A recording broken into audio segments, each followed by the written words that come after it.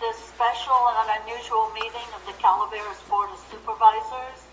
On behalf of the board, I want to thank county staff for what they're doing, for still providing the services under these most unusual circumstances. And to the public, I do want to thank you for your resiliency and helping us move through this bad dream, and hope that all of you have your hands in your mask and keeping safe distance. So this is a first for all of us, and let's proceed as normal as we can, and if possible, please stand for the Pledge of Allegiance. Unmute supervisors.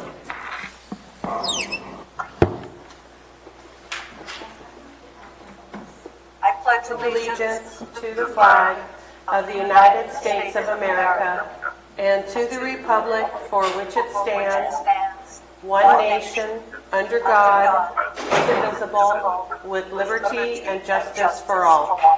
Thank you. Madam Clerk, could you please do roll call? This is also new. I will. Supervisor Toffenelli? Yes. Supervisor Garamendi? Present. Supervisor Callaway? Yes. Supervisor Mills? Yes. And Supervisor Stopper? Yes. Thank you. And to the public, if you would like to watch this, get your coffee and go to youtube.com user Calaveras Community Television. Thank you. Madam Clerk. Sorry. Oh, that's okay. Okay, so staff announcements. This is a time for county staff to provide updates of upcoming county events that may be of interest to the public. I am not aware of any staff that is online to make any comments at this time. Okay, thank you.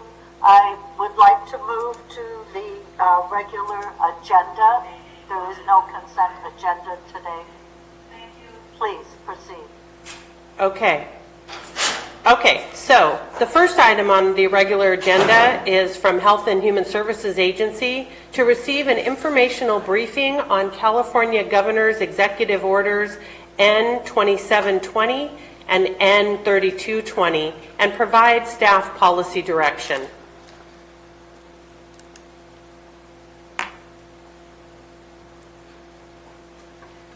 What we're doing is trying to get technology-wise staff. So I believe that Kristen Stranger is dialing in as we speak, and that Dr. Kaleda will be standing by as well for any questions that you may have. Thank you. Might take just a moment. Hi, this is Kristen. Can you hear me? Yes, we can. Oh my gosh, thank you, Max. Thank you. Oh, they can see me. That's okay. Sorry. Okay. Ooh. Max, appreciate it so much. Thank you to County IT. Just have to put that out there. Good morning, Madam Chair, members of the board. This is Kristen Stranger, Health and Human Services Agency. Today joining me virtually is also Lee Kimball from HHSA, as well as Dr. Kaleda on the line as well. So the purpose of today's briefing is to provide high-level information on local efforts to respond to Governor's Order Executive Order N2720 and N3220, which address serving vulnerable populations in our community in the wake of COVID-19. In addition, at the end of the conclusion of this briefing, staff will be seeking policy direction from the board on next steps. A little bit of background. N2720, Governor's Executive Order, requires the California Department of Social Services and the California Department of Public Health to work in consultation with the Health and Human Services Agency, counties, and other local jurisdictions to respond to vulnerable populations during the COVID-19. N3220, Governor's Executive Order, provides local flexibility for local governments to respond to the emergency homelessness, to spend our local emergency homelessness funding on immediate solutions tailored to combat COVID-19 and its impacts on the vulnerable population. The purpose of these orders was for local jurisdictions to respond to COVID-19 in an effort to protect public health, the safety by addressing vulnerable populations, including homeless community members that may warrant isolation in a non-congregate sheltering setting. The efforts to do so also support the governor's stay-at-home order. In addition, our own health officer, Dr. Dean Kaleda, also issued a local order on March 27, 2020, that implemented the governor's stay-at-home order, requiring all Calaveras County residents to stay.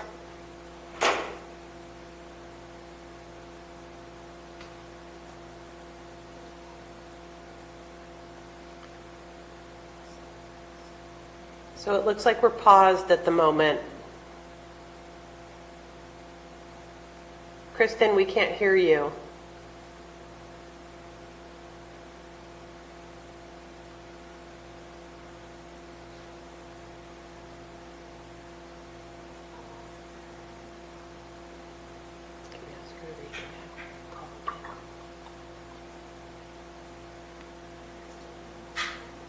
Kristen, can you disconnect and call back in, because you're frozen there and we can't hear anything and there's no movement. Okay, should be just a moment, board.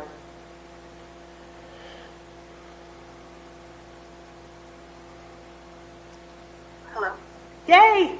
I'm sorry, I don't know why the internet kicked me off, but I'm back. Okay, so getting back to what I was saying. So we know that those without stable housing, I got it, Max, it works now, thank you, are more likely to utilize emergency rooms, admit into inpatient hospitalizations, and have longer lengths of stay.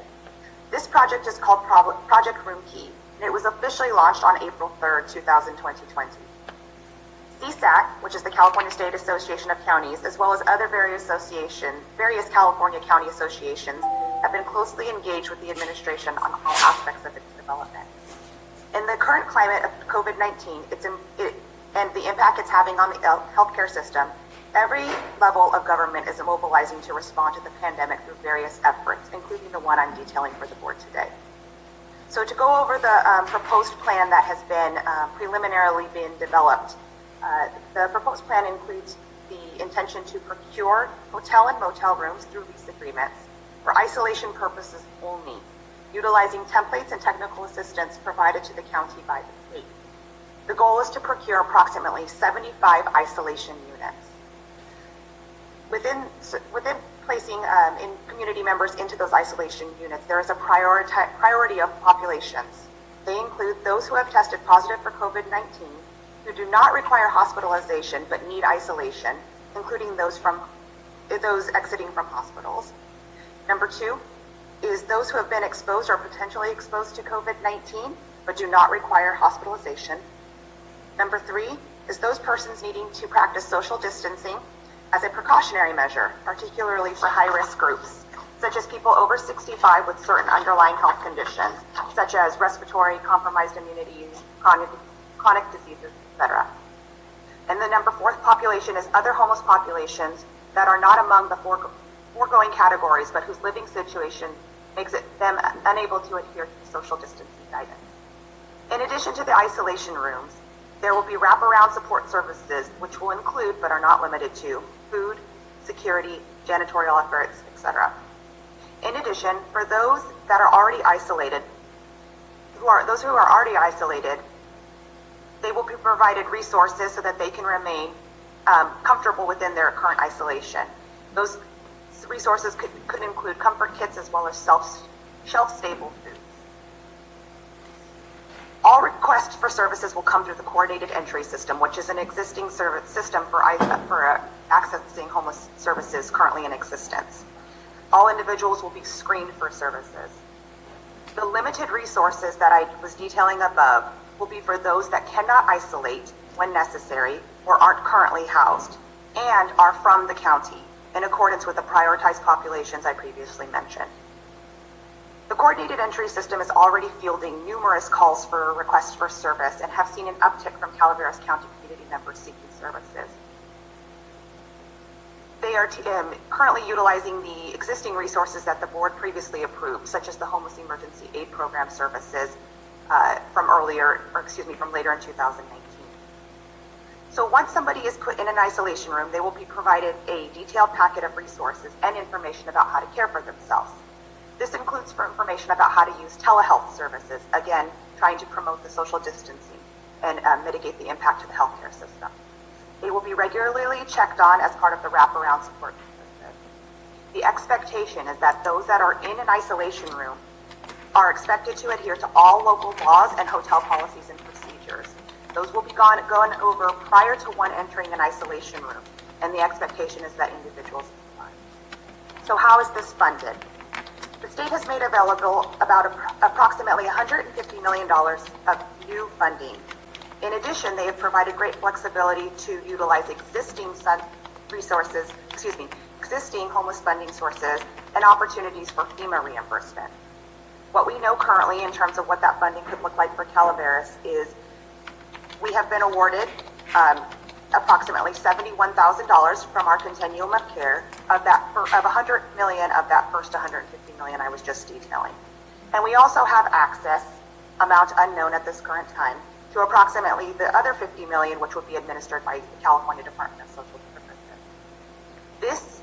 This funding is in addition to the flexibility to utilize that we have been provided to utilize the approximate $550,000 of homeless emergency aid and homeless housing assistance and prevention program, better known as HAP funding. The intention is to minimize these use of existing funding sources such as HEAP and HAP, as these funds were identified for addressing overarching housing and homelessness needs over the next 5 years prior to the COVID-19 pandemic. FEMA has also made it, as part of Project Rookie, FEMA has also made it known that there will be up to 75% reimbursement for particular populations and particular services provided under Project Rookie. In addition, CDS has indicated that they are looking to provide additional assistance for unreimbursed funding. So the process that we've been looking to understand is if the local planning efforts discover difficulty in providing these wraparound services, there is a process for county staff through the Emergency Operations Center to request additional mission requests through the state processes and up to the state to garner that additional assistance that may be necessary if, again, there's a supportive services that we find it difficult to support. The state's role in all of these efforts is to provide technical assistance to local entities.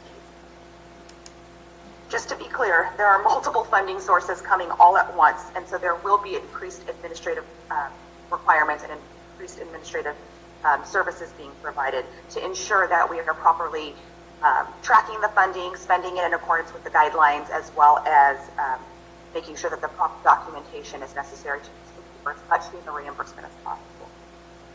A little bit of detail about what the other counties are doing. We know that given that this is coming through the continuum of care, that our partners in Tuolumne and Mariposa are looking to execute programs similarly modeled to what I'm describing for you currently. So what you will see from staff in the future. Staff have diligently been working to understand the regulatory and fiscal requirements for the plan of operation that I just provided at a high level detail. Given that we have been made aware that this is not a mandate from the state, but rather a strong recommendation, we are seeking policy direction on if staff may proceed to address this critical need in the wake of COVID-19. If that policy direction is given today to staff, you will see a number of agreements and contracts, leases, various funding sources that will come shortly thereafter to roll out the components of this project. You will see requests for to seek grants, which are in accordance with these funding streams as well, in accordance to the new grant policy that was just passed.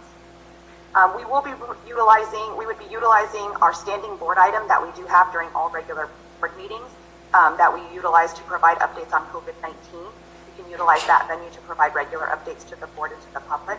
But we do request flexibility as this is brand new and being rolled out quickly by the state to all locals.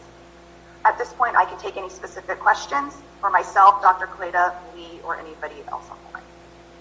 Do any of the board members have questions before we move on to Dr. K? Or before I go? Yes, Supervisor Garamendi. Sorry about that. Madam Chairwoman, I couldn't quite figure out how to raise my hand on this, but I'll figure it out by the end of the call. Kristen, thank you very much for the briefing, and thank you for all the work that all the team of HHS is doing. We know you guys are going above and beyond.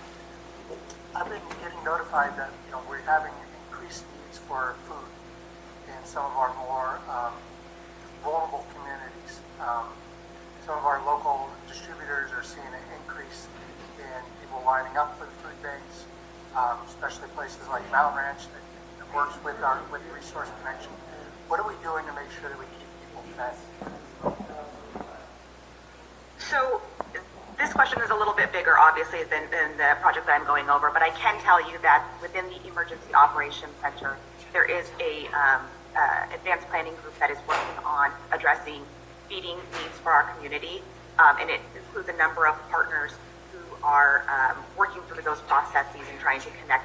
A number of resource guides go out, making members aware of where one can obtain food assistance. We have done outreach in addition to let people know about how to access CalFresh nutrition supplements as part of existing programs and services, as well as closer connections and collaborations with the food bank, as well as other community organizations such as Common Ground. Much of that is being led through the Operations Center.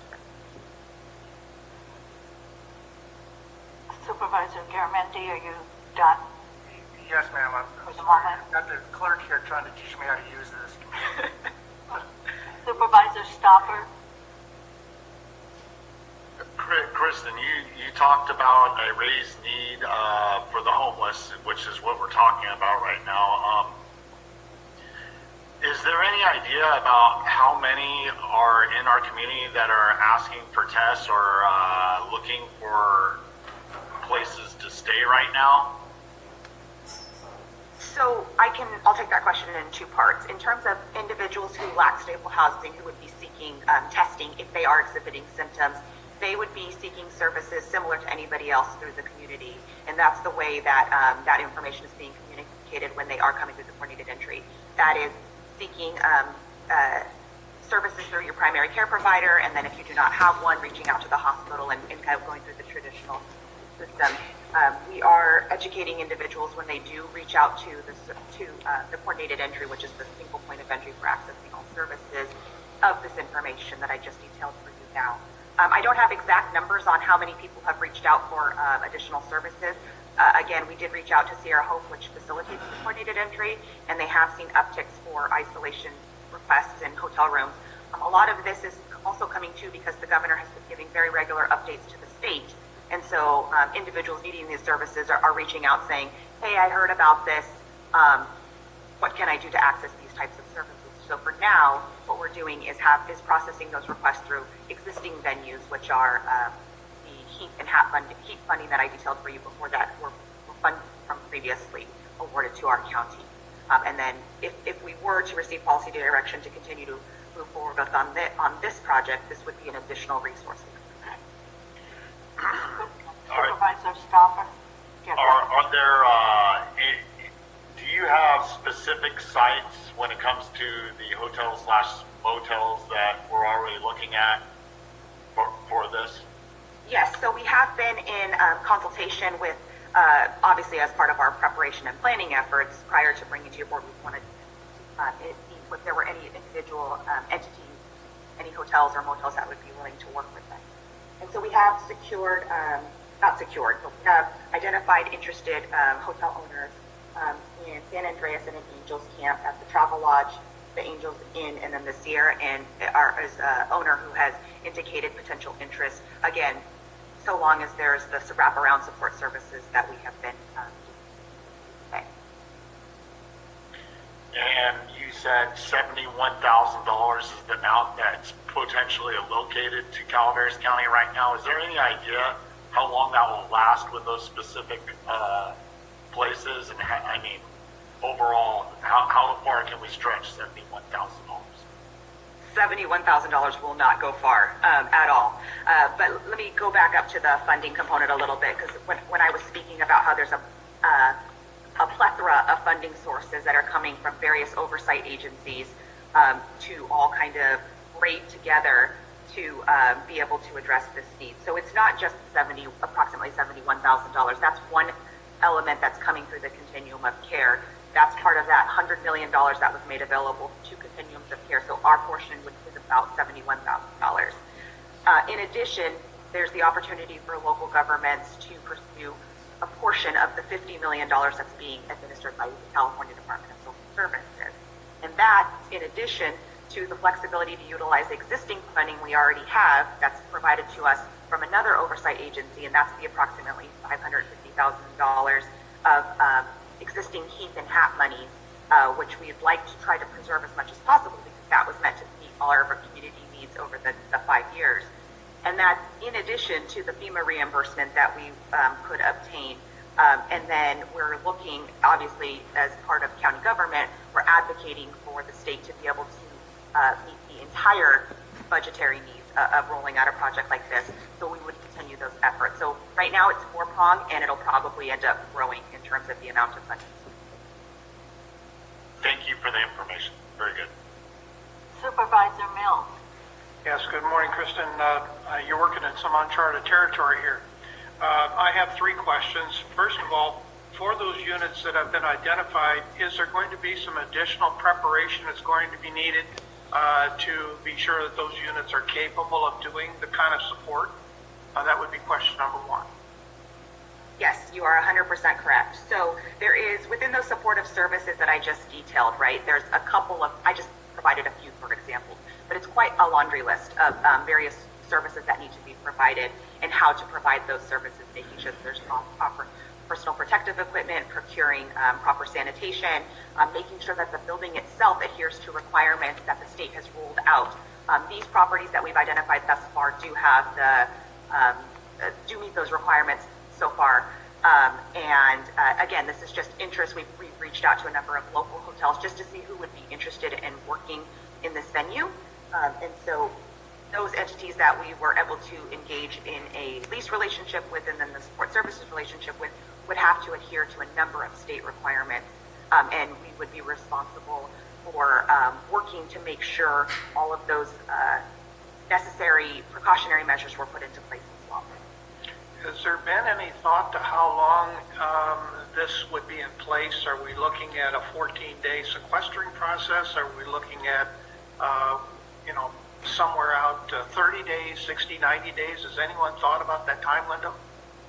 So we have thought about it, and you're not going to love this answer, but we don't have an exact answer on it yet, right? So the purpose of the isolation rooms are to basically meet all of those orders that I outlined at the very beginning, right? So if somebody is isolating and they aren't housed and they meet those prioritized populations, they could, in essence, be there throughout the entire executive order of stay at home. That is the way that they can apply for stay at home. If you thought, so that could be somebody who's homeless. Let me provide you another scenario. These are isolation rooms also for other populations, not just homeless, correct? So if you have an individual, a couple who is maybe has a limited income, and one individual has tested positive and they need to be isolated within the room, that could occur just for that time frame that the isolation is warranted, the person recovers, etc. So you've got multiple different scenarios that could occur in terms of length of stay. Thank you for your answer. The last question would be, it's that we're going to be putting this together rather rapidly. If that's the case, what consideration has been there in thought as to how to unwind it when the time has come to, in essence, the executive order ends or this individual is no longer in need of the services, etc. So the unwind portion of it is another question. Okay. So we have not received very clear guidance yet on what that would look like locally in terms of unwinding. I can tell you the intention is for this project to be in running during the course of the stay-at-home order under the COVID-19 pandemic and with the emergency declarations that have been issued. I do know that we would be covering, as I indicated in the intake process, where we go over what is required, what are the services available. We will also make the individuals aware that this is not something that's meant to be a long-term thing. This is meant to adhere to this order. That would be documented in the various agreements that we are crafting and such, in accordance with the state. But that is definitely something that we are working through to get more clarity for the local, not only us, but all local jurisdictions. I guess as a comment more than anything is to have some concern or consideration for the business owners that are willing to put their properties out to do this, that we don't just, when the order's over, close up, walk away, and they still have other things that have to be dealt with as a result of the presence in their facilities. Thank you, Supervisor Mills. I really appreciate that comment. That's definitely the purpose of this briefing today, is to help staff understand all the potential concerns going forward so that we can make sure we're properly addressing them. So I take care of that. Thank you. Okay, Mr. Njai has also some questions. The 75 units you mentioned at the beginning, is that just for Calaveras that you're trying to find? Yeah. Yes, so the intention, based off of the methodology that we're utilizing, based off of point in time counts and based off of communications from the state, is the goal is approximately 75 isolation units. Again, that's a slightly fluid number. If we need more, it would be expanding the process, and if less, it would be obviously the same process regardless of the number. On the telehealth system, how would that be implemented with people who might not have the tools to access that? So part of the supportive services requires the consistent check-ins through entities that would be serving these individuals, right? So that could look like somebody coming around with a laptop, properly with personal protective equipment in the hotel rooms and helping the individuals to be able to access those telehealth services with a remote computer or a telephone. We will be looking at what the individuals who are being put into isolation rooms, what their needs are, and trying to meet those needs so that they can care for themselves during this time. The comment you made about flexibility and really an expediting, if everything has to keep coming to the board and we're not meeting, or it's 2 weeks out, I guess I ask our CAO if there are ways that we can accommodate the need for the leases and the contracts, and that can accommodate the goal of what public health is trying to do and the needs of our community without getting caught up in the bureaucracy of what has to be done. Thank you. I'm not sure exactly the question, Madam Chair, but... Can you do it without bringing it to the board? I mean, if I'm listening to Kristen correctly, we need flexibility. She needs flexibility and being able to expedite any leases or contracts. Is there an overall way, and maybe our council could help with that, so that when it comes time, she can execute it, or she and you can execute it, and it doesn't have to come to the board? Or so, I'll just jump in. My understanding is that Kristen and her team are preparing, or they're already in the process of preparing contracts that would come to the board for the next board meeting, which is next week. That said, at that time, if you wanted to delegate some further authority to Kristen, say to execute additional or future contracts as needed, that's something that we could talk about at that time. It can't be done today as part of this item. no, I understand. I'm just throwing it out there. Okay, are there any other questions at this time from my colleagues? I'd like to, Kristen, if you don't mind, before Dr. K comes, or would you like to have Dr. Kaleda come, and then I'll... Rita, I had a question. Oh, sorry. I raised my hand and all. Got it. Thank you. Sorry. Great question, Supervisor Stopper and Mills. And Rita, yours was similar to what I was looking at as far as the contract part of it. But I do have one question, Kristen, and thank you very much and your staff for everything you're doing. What if you get somebody and they tested positive and you set them up in an isolation room in a local hotel, and then you find out 2 days later they just walked out?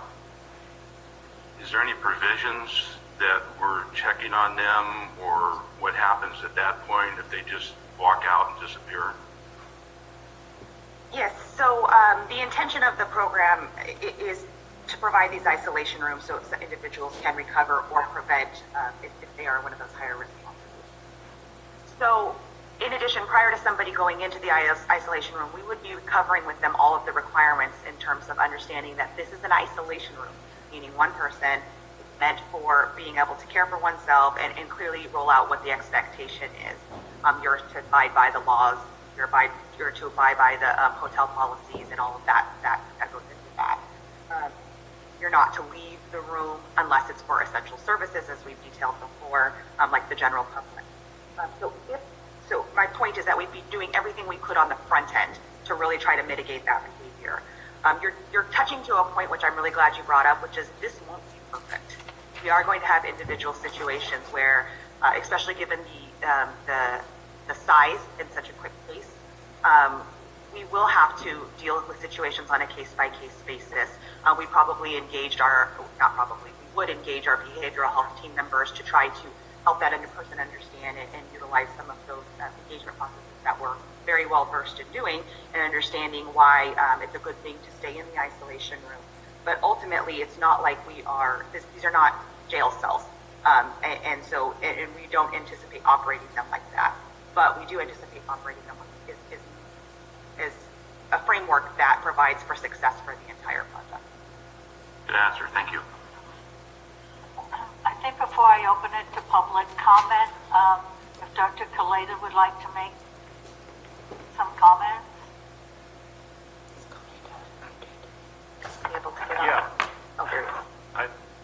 I don't know if you can hear me. Am I unmuted? You're unmuted. Okay, great. Kristen's, of course, the expert in logistics regarding social services, but I have a couple of comments. I do recommend upholding these recommendations to provide homelessness assistance for a couple of reasons, medical and scientific reasons. One is there's an order to shelter at home, to do social distancing for everyone in the community. That's pretty difficult if you don't have a home.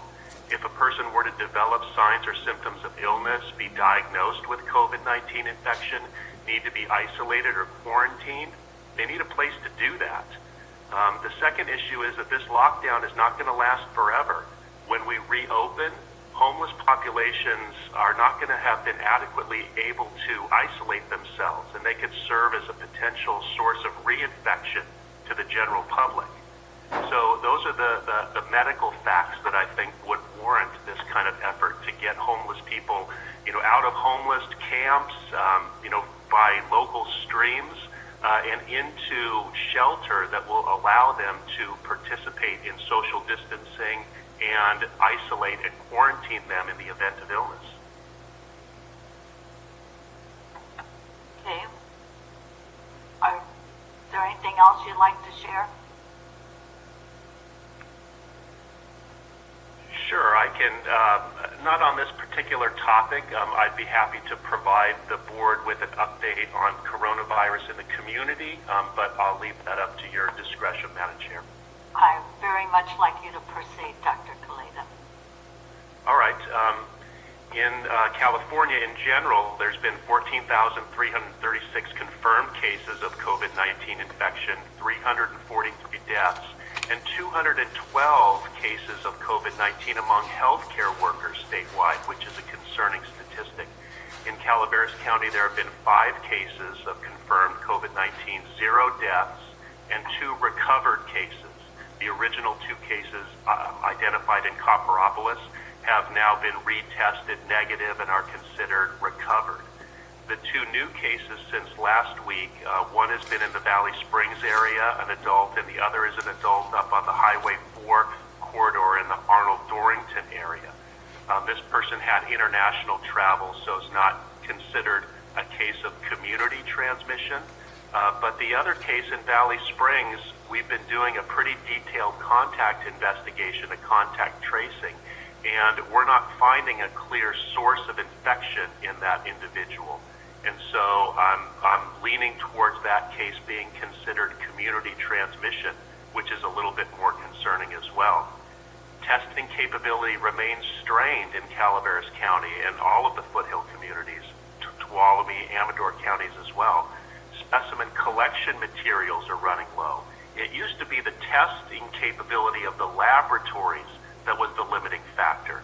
But now that the COVID-19 testing capabilities have been shipped out to state public health laboratories, like our own San Joaquin Public Health Lab that Calaveras County contracts with, and now also the commercial laboratories, the ones that the hospitals and clinics mainly use, Quest Diagnostics, ARUP, LabCorp, these commercial labs are up and running when it comes to doing COVID-19 testing. So that's not the limiting factor anymore. The limiting factor now is the stuff that we use to collect the specimens, the swabs that go in people's noses, the tubes that the swab goes into that contains a special liquid that's called viral transport media. Those mere supplies for testing, collecting specimens are running low. And so we've been working through our mutual aid networks to resupply the hospital and our medical system with those needed testing supplies. Adventist Health Hospital in Sonora was very gracious to loan us 50 test kits that we could start using in addition to our current supply in Calaveras County, and we'll repay them when we get restocked. But we've got shipments coming in, but that's a concern that we're running low on testing supplies to be able to just obtain the specimens themselves. To meet this problem, I have a draft of a health officer order, a mandate to the local medical community to report febrile respiratory illness. If a person has coronavirus infection, they'll develop classic symptoms in the vast majority of cases of a febrile respiratory illness. That means they'll get a fever, cough, shortness of breath, very classic symptomatology. If we can use that symptomatology itself as a marker for those with infection and have the medical providers be required to report that to the health department on a daily basis, we can use that as a surrogate marker for coronavirus infection, even in the absence of testing. It's not perfect, but now that influenza cases are decreasing, those people with a febrile respiratory illness now are going to be more likely to have the novel coronavirus infection. So we're going to start moving towards that type of surveillance system in addition to testing to be able to get a more accurate and real-time handle on the occurrence of disease in our community. Hospital surge capacity is moving forward pretty well at this point. Mark Twain Medical Center has been really good at expanding and flexing and surging their capabilities to care for a potential influx of patients. Like I've talked about before, they've increased their bed capacity from 25 to 35 to as many as 50 beds if necessary. We've been able to supply the hospital with additional ventilators, those machines that are necessary to support people's dysfunctional breathing when they have COVID-19 infection, and we've been able to supply the hospital with additional ventilators that they may need. So we're trying to be proactive of getting the medical care system up and running in the event that we get a surge of COVID-19 patients. Right now, I think we're pretty well positioned, and I think California as a whole is pretty well positioned because of the early adoption and implementation of the social distancing measures, the suspension of mass gatherings, all of the shutdown and lockdown activities that we've been able to put into place early on, I think are paying off now when you compare California to other states. So the goal is, if we can continue to spread this out, we can prevent the hospital and the healthcare system from being overwhelmed with an influx of patients like they're seeing in other parts of the country back east, like New York, New Jersey, some states like the New Orleans area of Louisiana, Atlanta, the Detroit area. We don't want to be one of those states. In fact, California was able to send some of their ventilators that they received from something called the Strategic National Stockpile, which is a federal asset. California's been able to send some of those ventilators back east to where they're needed more acutely than we need right now, because we think that we are pretty well positioned to not get in a situation where we're completely underwater when it comes to a surge of coronavirus patients. But of course, we're watching this on a daily basis. Supervisors, do you have any questions for Dr. K at this moment? Dr. Kaleda, when you say that you're going to be ordering, if I understood your word, the medical community in Calaveras to report, I wasn't clear what, the tests that they're doing, or just patients who might be symptomatic? Yes, patients who present with a specific constellation of symptoms that's called febrile respiratory illness.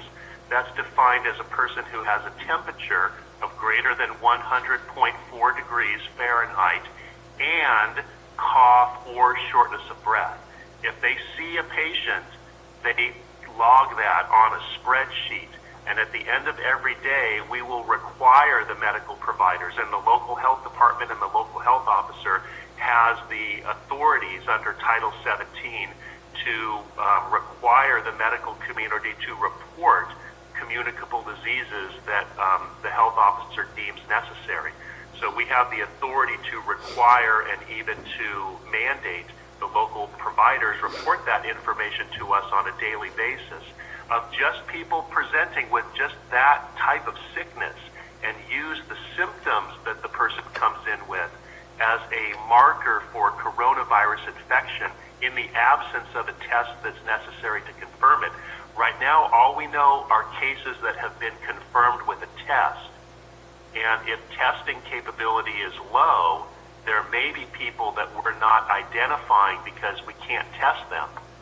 So by surveillance of these types of symptoms of febrile respiratory illness, we can get a truer reflection of disease activity that's occurring in the community on a daily basis in real time, and use that information to inform our predictions of the challenges that the healthcare system might be looking toward. Got it. Thank you. Supervisors, if you have no questions or comments at this time before we go back to what Kristen's looking for, I would like to open this up to any public comments. Madam Chair, can I just add one more comment? So I did want to, I think Dr. Kaleda just did a really great job of illustrating how multifaceted this response to COVID-19 is, right? It's not just the medical community. You're seeing the connections to housing and homelessness like we just went over earlier. You're seeing the economic impact. It's a very, very wide net that is being affected. And so I just wanted to kind of tie it all back to how this is one element that you're seeing in the COVID-19 response, what we're proposing today, and it does have multiple prongs. I just wanted to Thank you. Madam Clerk, do you have anyone on the line or any emails for public questions or comments? We do not have any, Madam Chair. Okay. Now, being as all this is somewhat new, are we going to maybe wait a couple of minutes? That would be good. Okay. I'm going to wait a couple of minutes before I bring it back to the board for any direction.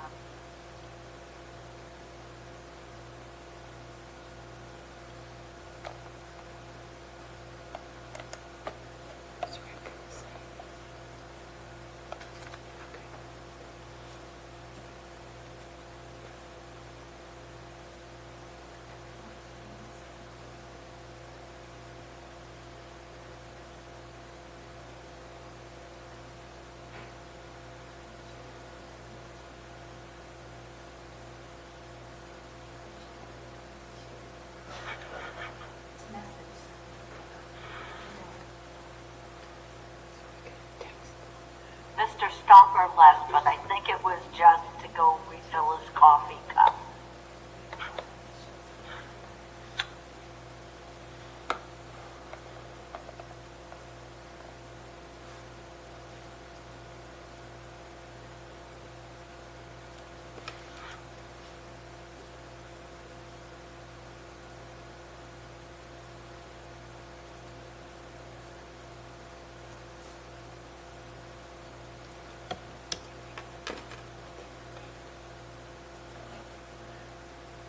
I'm going to ask you to be specific on those things that you would like direction on when I bring it back to the board.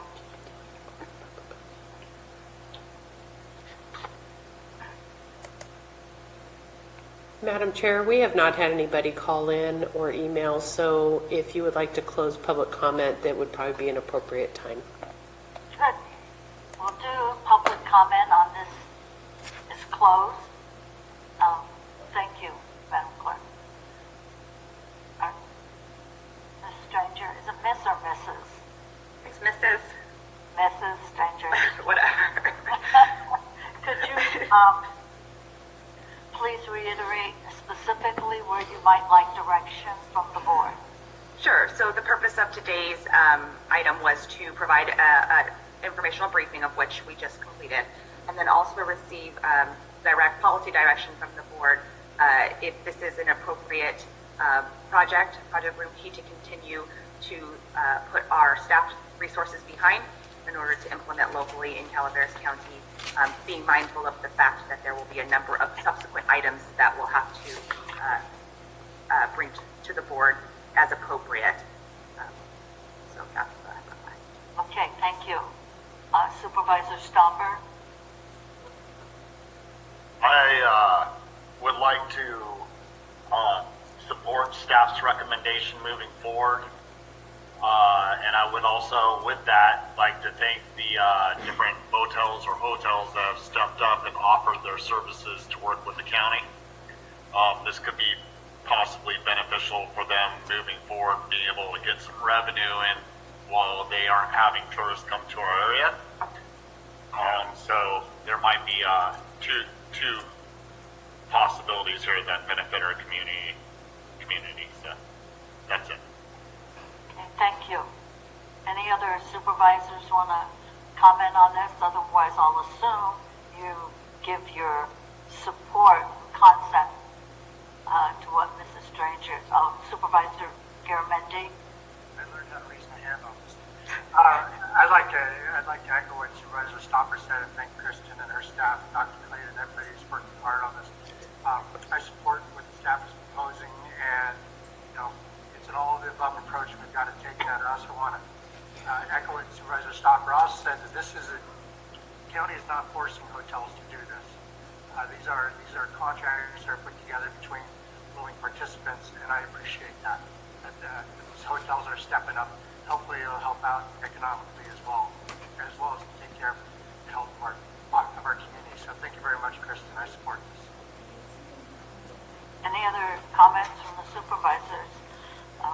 I agree with Supervisor Stopper, Supervisor Garamendi. This is something that I too support, and hopefully when it comes to the board for any action, we will, as council recommended, implement something that can expedite it and make it flexible to reach the goal that you're trying to do.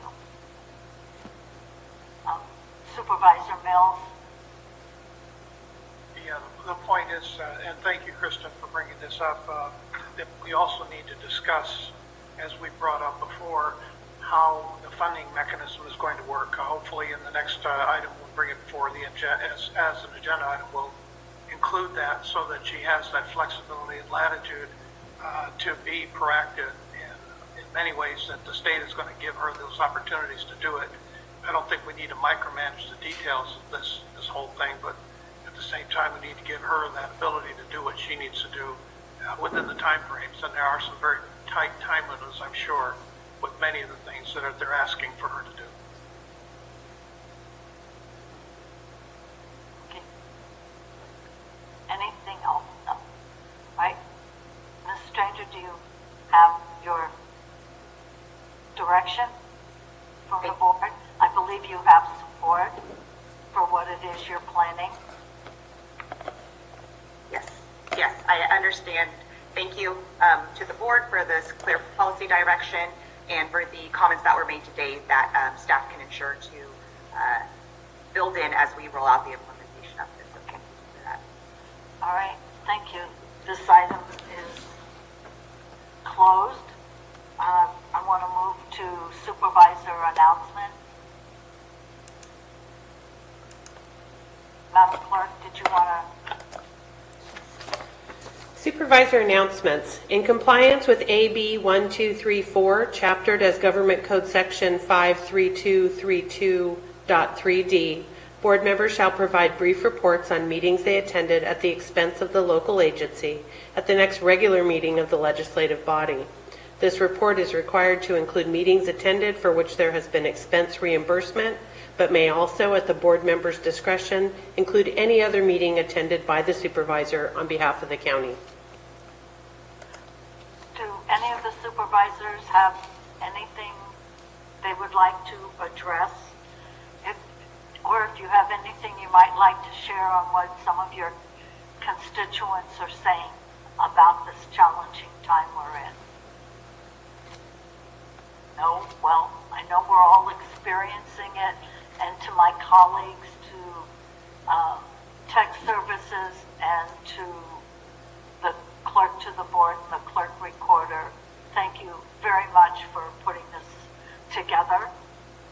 The learning process was probably the most difficult for the supervisors, but thank you very much, and we look forward to next week. Mr. Alt, did you have anything you wanted to say? I do not. Council? Okay. This meeting is adjourned. We will be going into closed session. No? We're No. not. We're going into closed session, and you're going to find out what happened next week. That's the teaser, so you'll have to tune in. Madam Chair, Yeah. would you like me to read the closed sessions and then open it for public comment? Sure. Okay. Item 2 on the closed session agenda, public employment pursuant to Government Code Section 54957B1, title County Council. Item 3, threat to public services or facilities pursuant to Government Code Section 54957, consultation with County Administrative Officer. Item 4, conference with labor negotiator pursuant to Government Code Section 54957.6, County Designated Labor Negotiator Judy Hawkins regarding employee organizations, Calaveras County Sheriff's Management Unit, Calaveras County Public Safety Employees Association, Calaveras County Deputy Sheriff's Association, and Service Employees International Union, and unrepresented employees. Would you like to take public comment on any of those closed sessions at this time? Madam Chair, you're muted. Now you're All right. unmuted. Now, is there any public comment in any one of those 3 items we will be discussing in closed session? So it'll probably take just a moment for people to be calling in if they do want to make comments. So we should wait for a minute or 2. Got it, we will. Okay.